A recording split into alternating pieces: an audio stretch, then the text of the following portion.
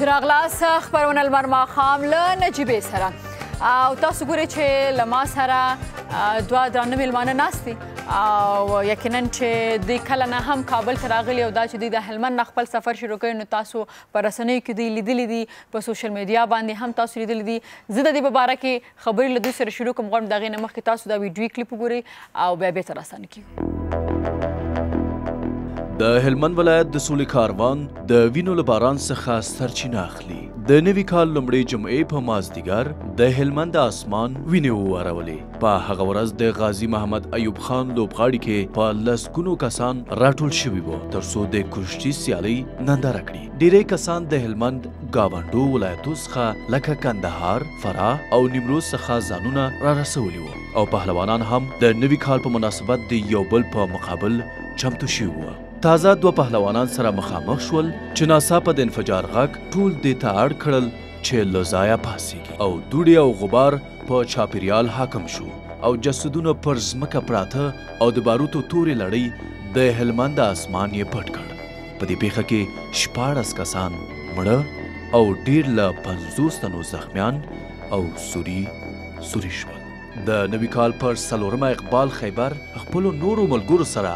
خیمه ووهله او غږ یې پورته کړ او د جرګې پر دواړو اړخو باندې هغوی غږ پورته کړ چې سوله وکړي او ورباندې اعلان کړي وروسته پر 103 یعنې یو میاشت وروسته له پیښې هغوی پلان جوړ کړ چې غونډه ونیسي خو د غونډې مخه ونیول شوه د حکومت او طالبانو لخوا په یو بهانه چې د غونډې مخه ونیول شي بیا دا کاروان د سر پر 19 نیټه ولسونه او عالمان یې راغونډ کړل ملایان یې راغونډ کړل او هغوی پرېکړه لیک صادر کړ چې اوله ماده یې دا وه چې د جنګ ښکیل باید اوربند اعلان کړي د جنګ ښکیل اړخونه باید د سولې دپاره ټاکلی مرکز ولري چې دواړو لپاره د منلو وړ وي د جنګ ښکیل اړخونه باید په یو نظام باندې موافقې ته ورسیږي چې دواړه د منلو وړ وي او 4مه ماده دا وه چې د بهرنیو ته د وتلو مهال ویش وټاکي د دغه پرېکړه لیک لپاره هغوی د 122 د 8 کسانو سره هلمند څخه حرکت وکړ او په کندهار کې د هغوی تعداد 15 کسانو ته ورسېده په زابل کې د هغوی شمیر 23 کسان شول او په شاجوی ولسوالۍ کې د هغوی شمیر 23 کسانو ته ورسېده د 200 کیلومتره مزل څخه وروسته په کابل کې هغوی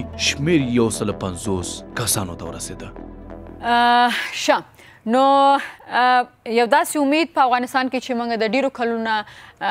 کلم د خارجیان نه دا امید ساتلی ده کلم د خپل داخلي خپلو وطنوالو نه دا امید ساتلی ده چې سوله به راشي امن به راشي او دغه امید په انتظار باندې دغه امید سره تړلی داسې یو د سولې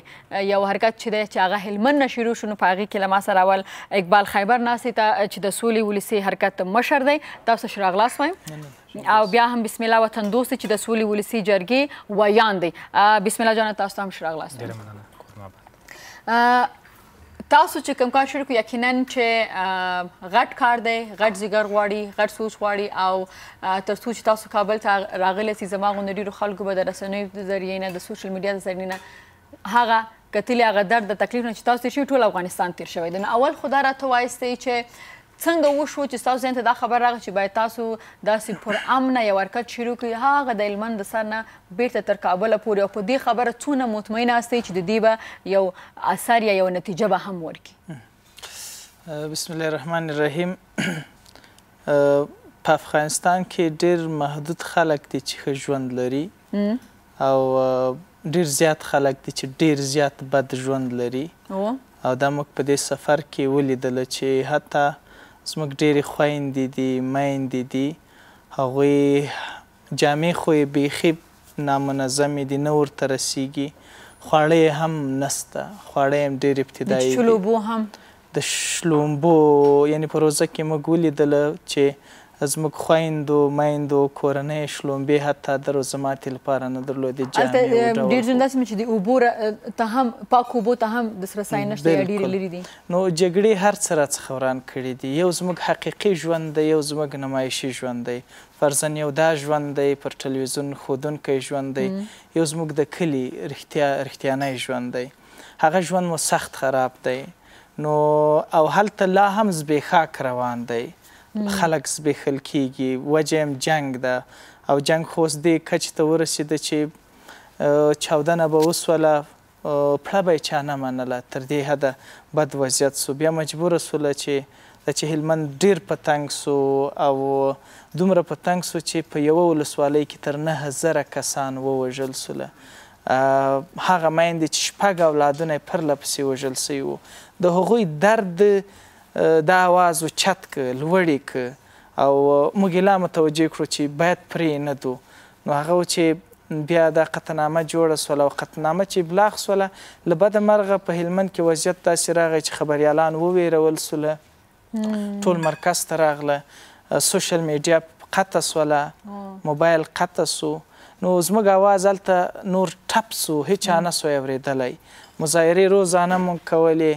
څوک نه خبرېدل، چغې مو وهلې، خبر نه رسېدلی هغه ځای. بیا مجبوره سوله د دې لپاره چې تر ټولو شدید حرکت وکړو او دنیا ته وښیو چې موږ ډېر بد ژوند لرو. زموږ خویندې په رښتیا سرتور سر دي او منډې وهي، له شوقه سرتور سر سوي نه دي په کلو بانډو کې، له هغوی څخه بچي پاته کېږي په نالۍ کې او دا له جنګه منډې وهي او ډېر بد ژوند لري. نو د همدې لپاره مو بیا پرېکړه وکړله چې تر ټولو په خطرناکو لارو دنیاوالو ته وښیو چې دا خطر هم د دې لپاره منو چې امن راسي او زموږ خویندې پړونه پیدا کړي. نو هغه و چې حرکت مو را شروع که. حرکت په پیل کې ډېر سخت ځکه و چې کورنۍ نه راسره منله، په هیڅ صورت یې نه منل، وایي تاسو دی مخامخ پر مرګ روان یې. خو هغوی مو په یو ډول د ډولونو قانع کولې. بیا میندې خو بیخي اجازه سړي ته نه ورکوي او هغه په دې شیانو کې ډېر دخیل هم نه دي، په خبرونو کې و په هغه کې. بس هغه فقط هغه د ورځې ژوند ته ګوري چې هغه اړتیاوې څومره پوره دي څومره نه دي پوره. نور د سباني ژوند لپاره ډېر فکر هم نه کوي او فقط خپل اولادونه جوړ غواړي، نور نه غواړي. زه فکر کوم چې په افغانستان کې یوازې دا چې تاسو دا خبره وکړه چې یعنې مور چې دا هغه تاسو ویلي چې هغه په دغه ځای کې د خپل الوا یا د خپل بچي دپاره لږه غوندې خودغرضه په دې چې زما لور یا زما زوی یا زما بچی دي سر ته یې خطر نه قبوله کړي. زه داسې فکر کوم په افغانستان کې موږ ټول خلک داسې شوي چې زما زوی چې نه ده مړ تر سو، یا زه په خپله نه یم لوټل شوی، یا زه په خپله نه یم زخمي شوی، یا په ما بیماري نه ده شوې، نو زه د بل چا په قصه کې نه یم. یو رقم ته داسې یو خودغرضي غوندې هم دا په ټول افغانستان کې داسې یو هغه راغلی چې که تاسو وګورئ دا څومره چې تاسو خو لا هلمند خبره کوي، موږ په کابل کې ګورو چې پرله پسې څومره دلته خلک وژل کېږي د بېلابېلو نومونو او د هغې نه بیا که بیرته موږ راځو د امنیت خبره کوو سیده نو په مرکز کې پخپله داسې بدل ده او نور خلک څنګه چې تاسو همغږي نه دي یا راپورته شوي نه دي، د هغې وجه دا ده چې هغه وایي چې تر څو چې زه په قراره یم یا زه په امن کې یم، د ما بچی په امن کې ده، نو زه څه کوم چې ځان په عذاب کړمه. ښه دې خبرې ته به هم راځم او بله پوښتنه به دا کوم تاسو ویلي چې باید دنیا ته نړۍ ته موږ وښیو که نه چې مثلا موږ امن غواړو، موږ سوله غواړو. خو دا راته چې پوهېږم چې د افغانستان کې د ډېرو ملکونو جنګ روان دی، د هندوستان د پاکستان روان دی، د چین د امریکې روان دی، د روس روان دی، د ایران د امریکې روان دی، د روس د امریکې روان دی. نو دا ټول جنګونه یعنې افغانستان د جنګ یو میدان دی. خو صحیح دا خو هغه پردي خلک دي چې صحیح موږ سره نه د وینې یو تعلق لري، نه تړون لري، نه را سره د افغانیت کوم تړون لري او ډېر ځایونو کې موږ سره د مذهب هم څه تړون نه لري. خو دا خپل افغانان چې موږ راپورته کېږو او بېلابېل نومونه یو بل وژنو، دا به تاسو څومره قانع کوي؟ په دې باندې به هم خبرې کوو، بسم الله جان سره به هم خبرې کوم او فیسبوک خواته هم تاسو تللی شئ، تاسو موږ سره هغلته خپل نظر او پوښتنې شریکولی شئ. دمې خواته به ځمه، دمې نه وروسته به راستنېږم او داسې ډېرې پوښتنې چې کوم تاسو موږ سره کولی شئ د لمر ډاټ ماښام @لمر.tv په ذریعه باندې. نو دلته له ما سره اقبال خیبر هم ناست دی، بسم الله جان هم ناست دی، دې سره به هم خبرې کوو او اوسه پورې چې دوی په کابل کې دا دومره ورځې تېرې کړې څه نتیجه یې ورکړې ده، نو په دې به خبرې کوو. دمه اخلو او دمې نه وروسته بیا له خیره سره راستنې کېږو. لمر ماښام سره اوسېږئ. دمه